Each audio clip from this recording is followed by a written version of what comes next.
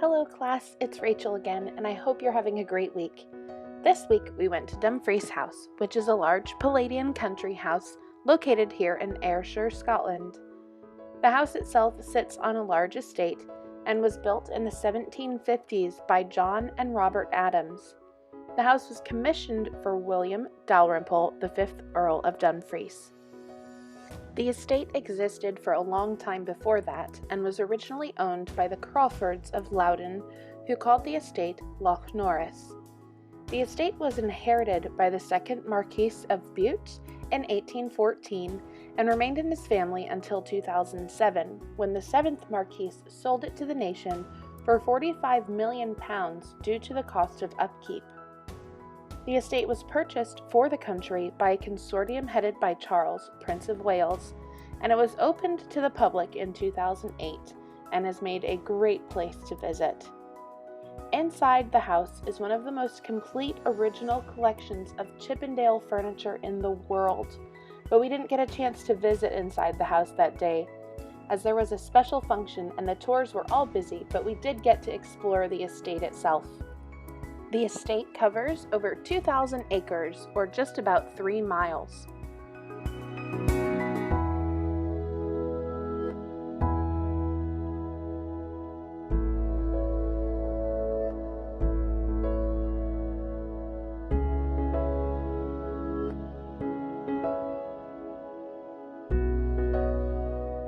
This 17th century dovecot is of outstanding historical and architectural importance.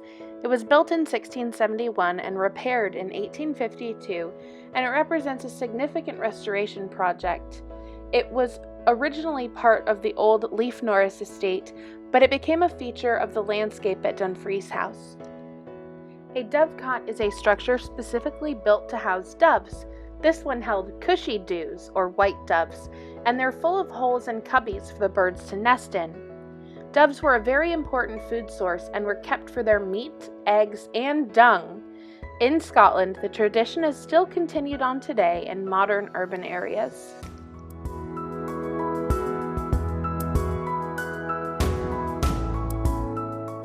This structure is the Coach House Cafe, and it originally was the horses' stables. The tables are all situated in the original horse stalls, and the horses' names who lived in those stalls can still be seen on outside of each one.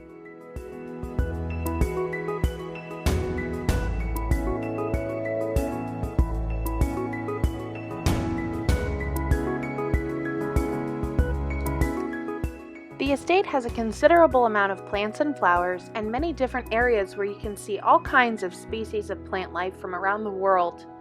It has a collection of 23 giant redwood trees native to America, and they can be as big around as 32 feet, and they are almost 110 feet tall. Until recently, this site was a boggy, untidy, and dense mass of non-native trees and scrub. Now there's a magnificent collection of trees, which hosts more than 500 specimens and a range of shrubs and woodland flowers. To the east of the site are 2 newly created lakes, which will be a haven for a wide range of wildlife. At the center of the arboretum sits the Woodland Shelter, which is a structure that was created by the students of the Prince Foundation for Building Community. This brings us to the walled garden, located on a site formerly known as Waterside that had a house and kitchen garden. The 5th Earl of Dumfries converted it into a walled garden to provide fresh fruit and vegetables for the main house. After a major restoration program funded by Mr. David Brownlow, the newly appointed gardens, designed by Michael Innes, were officially opened by Her Majesty Queen Elizabeth on the 2nd of July, 2014.